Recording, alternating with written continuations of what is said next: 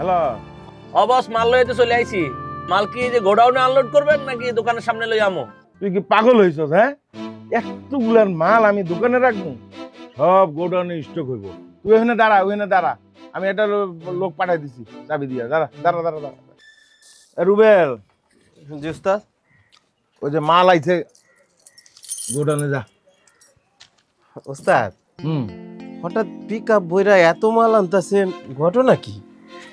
ঘটনাটা কি বুঝো না? তুই কি বোকা? সামনে রমজান মাস না, এখনই মালগুলা স্টক করতেছে, বুঝছস? তাড়াতাড়ি যা। উস্তাদ, এইভাবে জিনিসপত্র স্টকে রাখা বেশি দামে বিক্রি করা কি ঠিক? বোকা ছেলে, কিচ্ছু বুঝে না। দুনিয়ার এত কিছু বুঝো আর এটা বুঝো না, সহজ ব্যাপারটা, তাই না? রমজান মাস হইতেছে ব্যবসার মাস। এখন যদি মাল স্টক করে না রাখি তাহলে ব্যবসা করবো কেমনে? এই, তুই আমার জ্ঞান দিতে আইসো, যা যা যা যা, তাড়াতাড়ি যা। সে আমার জ্ঞান দিত।